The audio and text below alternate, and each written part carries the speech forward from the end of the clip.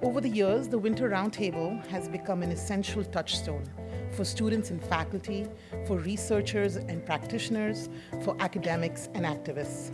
It is a touchstone that connects all of us in this room so that we may learn from one another and lean on one another. We have become something of a family that chooses to learn, grow, and stand together. We've been hearing this whole time about how great this roundtable is and how so many social justice activists come and there's so much to learn here.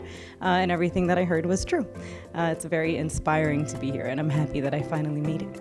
And we actually went to college together, so we're happy that we're here together at the Winter Roundtable. I think this is your first, My right? first. Maybe I could have convinced you to come. A little bit. And this is my fourth, right? So I've been for 3 years, and this year I'm co-coordinating, which is exciting to see the other side of it. So it just feels really good to be amongst folks who have a lot of passion for the same things, and who are sort of fighting for justice. I am changing the things I cannot accept. When we fight, awesome. What I love most about these conferences is just like how like loud and honest they are. Like even just like the art that's being used in them. Like I have friends from where I went to undergraduate in North Carolina who would just be kind of like a little bit confused about like hoodies up as a title of a conference, for instance. And I think just the more active and the more engaged and the more loud we can be, the better. If I'm to be someone that is engaging in social advocacy, I need to find a way to be a voice for all marginalized populations, not just the ones that I personally identify with, not just the ones that I associate with on a daily basis. Anybody that does not have the same right that I do, anyone that does not have the same right as the majority, those are the people that I need to advocate for. I'm a senior in high school, at a high school right outside Philadelphia. So one of the things my friends and I tried to do is to attend like the roundtables or the sessions where we could receive information that we can't get at our home. So the first session we went to, which was the most amazing session that I went to, was the Native American and Mental Health Symposium.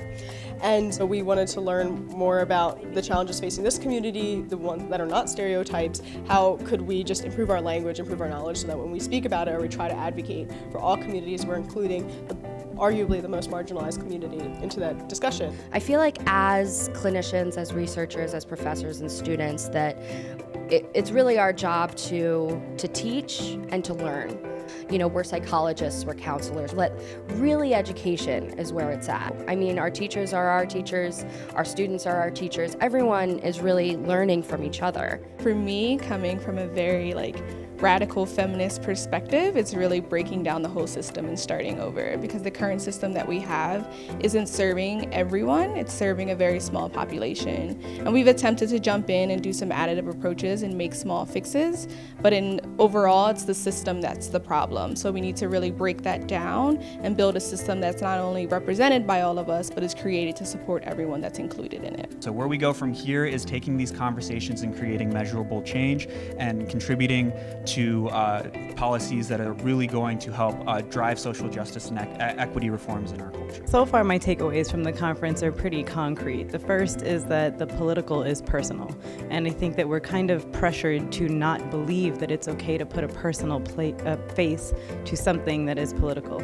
And so this kind of gave me that push, make sure you make it personal. The second takeaway that I have is that there is this beautiful community here of people that network and know each other, and it feels like a family without even really being a part of it. The energy of this roundtable is here. And then the third takeaway is kind of just that you don't give up the fight, right? It's a very trying time for all of us, those of us that are fighting for social justice issues. And the idea is just you start small and you just keep going and you don't give up. So those are my takeaways, and I'm really happy that I came. Definitely attend. It's clearly one of my favorite conferences if I'm working for it. And I'm not just being paid to say that. But no, it's definitely a really family-oriented conference, which I really enjoy. You get individuals from multiple backgrounds, not just clinicians, but also activists, various scholars, even community members. We had some high schoolers out today, so definitely feel free to get involved in any way possible. Well, I just want to thank Teachers College. This is such an amazing experience. My heart is really full right now. I'm feeling very, very grateful for all of the presenters, all of the professors, all of the ideas, really just collecting it, and for all of us to really take this energy and to go out into the world, to keep learning, to keep questioning, to keep standing up. So thank you. Thank you.